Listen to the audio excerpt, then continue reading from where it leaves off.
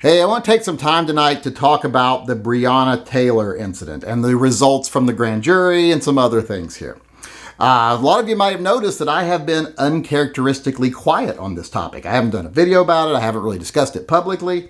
And there's a reason for that. It's because I've never formed a solid opinion on it. Now, I'm not saying I haven't formed an opinion of whether it was a tragedy or not. It was definitely a tragedy. I mean, this wasn't some felon or, sexual predator who got shot while resisting police or resisting arrest or anything like that. This was a promising young woman who was shot down in her prime after she had done nothing wrong, nothing to justify that. So it's definitely a tragedy.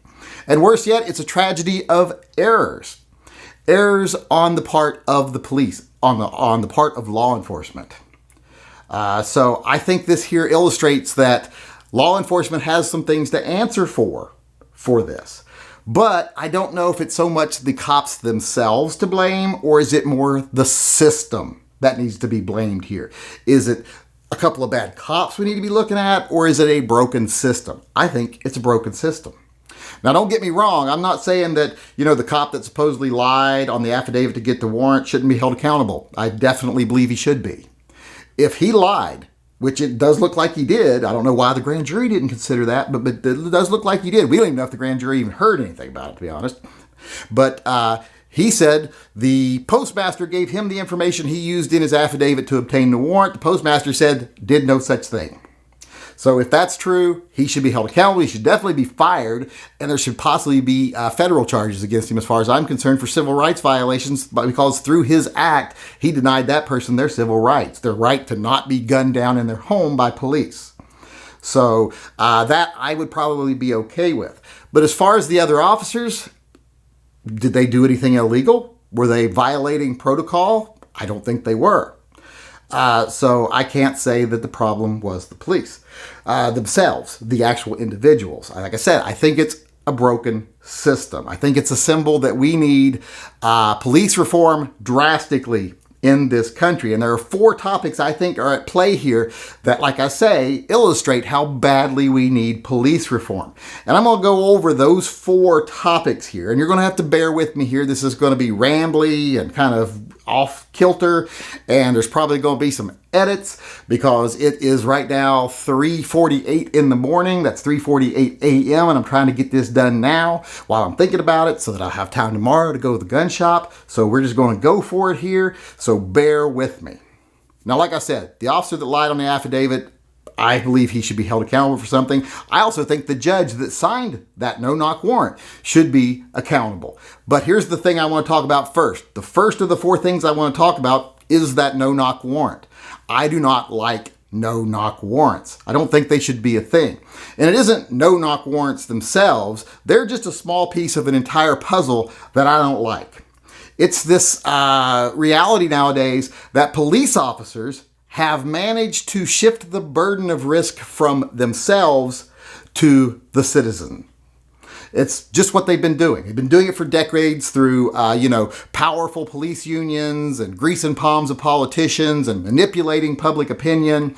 They have made it to where they take almost no risk. They now shove the risk on people, like with no-knock warrants. They say, well, we can't knock or they might fight back. But what that does is that pushes the risk on the people in the building who may not have committed a crime. Because someone kicked your door in, comes in guns drawn, what are you going to do? You're going to defend yourself. But if you defend yourself, they're going to gun you down.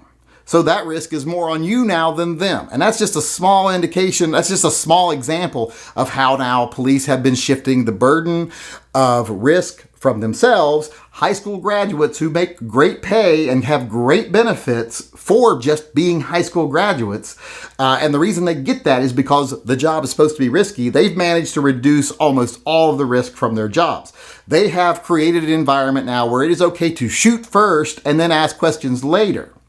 And they will not be held responsible for it. When they're right, great, they were right. When they're wrong, oh well, they want to go home that night. Well, you know who else wants to go home that night? The innocent people that you shoot. They want to go home that night. So I don't like no-knock warrants or any of that crap, that shifting of the burden of risk. Because here's a little statistic for you that I've been working on myself, and maybe this will be another video if I get everything together. But there's a lot of evidence to suggest that if you are a police officer today, you are 14 times more likely to kill a person who is not committing a crime, definitely not committing a felony, than you are to be killed by a bad guy. 14 times. Does that sound like the risk is in the right place there for you? It doesn't for me, and that's why I don't like no-knock warrants and all the other things that they have done over the last several decades to shift the burden of risk from police to the citizenry. Now, the second thing that comes into play here that I want to talk about is secret grand juries. I fucking hate secret grand juries. I don't think they should be a thing. I understand a lot of people say, well, here's the reasons for them. Yeah, most of those reasons are fucking bullshit and are outweighed by the injustice of secret grand juries. Because secret grand juries are too easily manipulated by prosecutors when they either want to convict people that didn't do anything or they don't want to convict people who did. Secret grand juries are more often than not used by, in my opinion, and in a lot of evidence, used by district attorneys, prosecutors, etc., who want to keep their hands clean when they want to do something questionable. Oh, well, the secret grand jury said blah, blah, blah. And then when you say, well, why did they say that? Whatever. Oh, it's secret. That's bullshit. In fact, we had a case here in Portland not very long ago. I don't remember the exact details of it, but it was a police officer involved shooting. I actually do believe he shot the boyfriend of his ex-wife. He got off. The grand jury did not choose to charge him, even though it was pretty clear he just shot the boyfriend of his ex-wife because he didn't like him. So the family of the victim, it took them years, I'm talking like 10, 12, 15 years, to finally get the secret grand jury information released. And not only did the secret grand jury see almost no evidence against the officer, almost none, they mostly just saw character witnesses for the officer, even though there was stacks of evidence against him.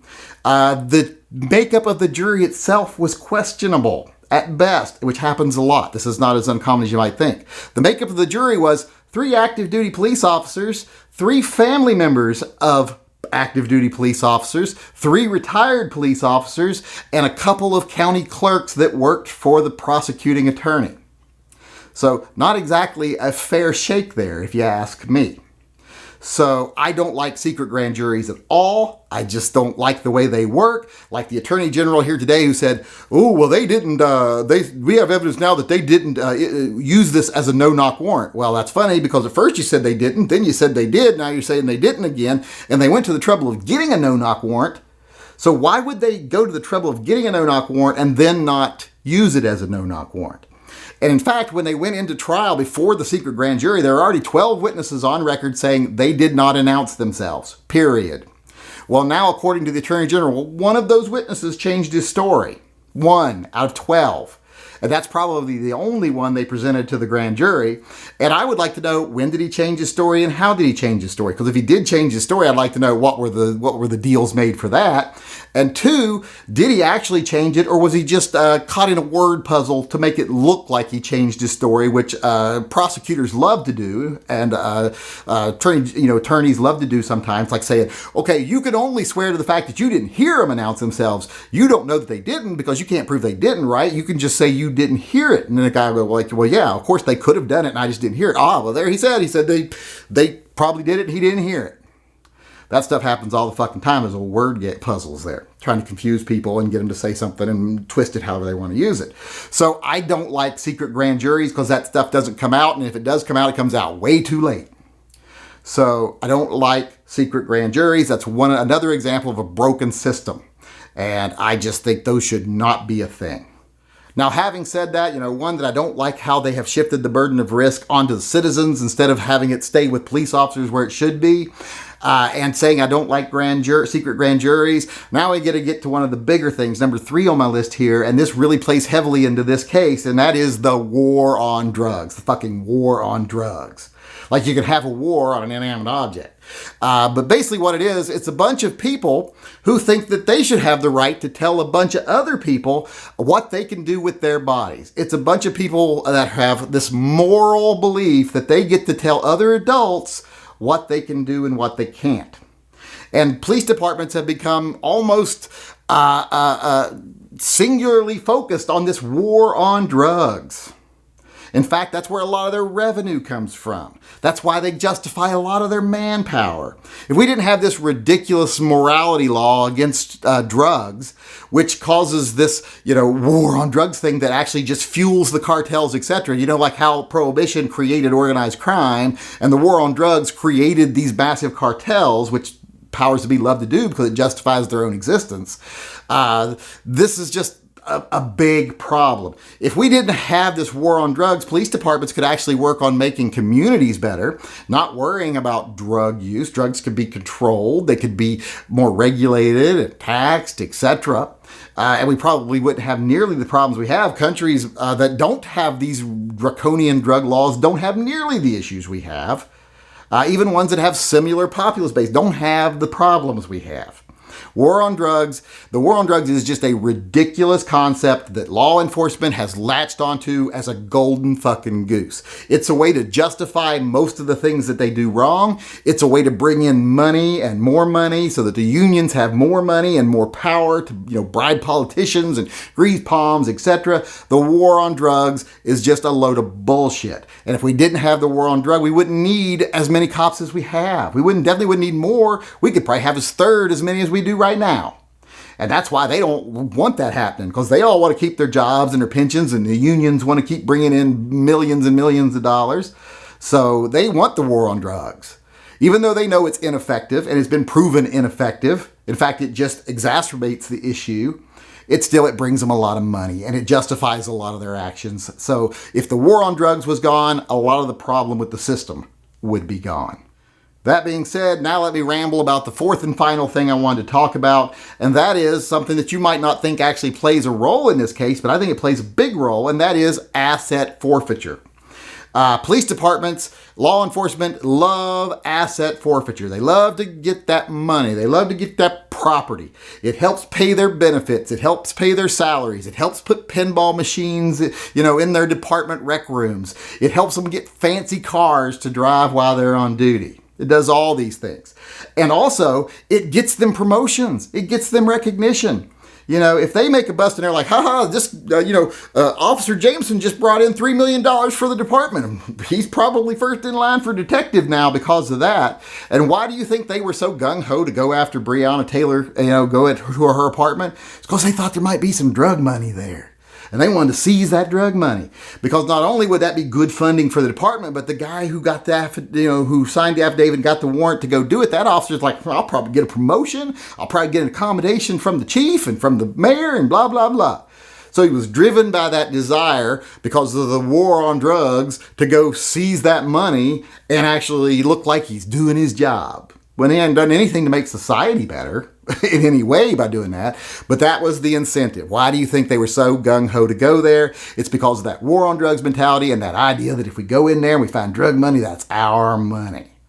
That's one of their biggest motivating factors. What do you think motivated him to lie on that affidavit? It was that chance at a big, financially beneficial bust. And that's the fourth thing I wanted to talk about, asset forfeiture. That's another symptom of a broken system. And I don't like asset forfeiture at all. In fact, it is misused in so many cases. It is something I can't believe is still a thing, but so many people are fucking too busy licking boots to actually see what's going on, because you don't get a very good view when you're down here. So a lot of things get past you. So I've always wondered, how can conservatives allow things like asset forfeiture, and why do they support things like the war on drugs? It's because, like I said, you don't have really a good view of what's going on in the world when you got your head either buried in cop's crotch sucking his dick or licking his boots. So that's a problem. Well, now that I've rambled on for quite a while here and probably gotten off topic a little bit, but I don't really think it did. I think it stayed on topic pretty good. I'm going to have to say in the end, I don't really think that this is a case of individual bad cops. I think one cop was motivated to do things he probably shouldn't have done because of a broken system. But I don't think this is a case where we can point at, look at those bad cops. This is a case where we have to say the system is broken. Because I think we all know the system is broken. And the reality is, if we don't start doing something soon, to fix the system, things like this, things like the Breonna Taylor tragedy are not only going to occur, I think they're going to become more and more prevalent. We're going to see it more and more often. Hey, this is the Yankee Marshal, just reminding everyone out there that if you disagree with anything I say in any one of my videos, be it something political or tactical, I am going to give you the opportunity to come talk to me face to face instead of just having to put stuff in comment sections where someone might not even read them. You can come in one of my live chats and tell me off in person. You just have to send an email to shootingleftofcenter@gmail.com, and in the subject line of that video put slap the yank, and then I will get back with you and set up a time where you can come in one of the live chats and tell me off face to face.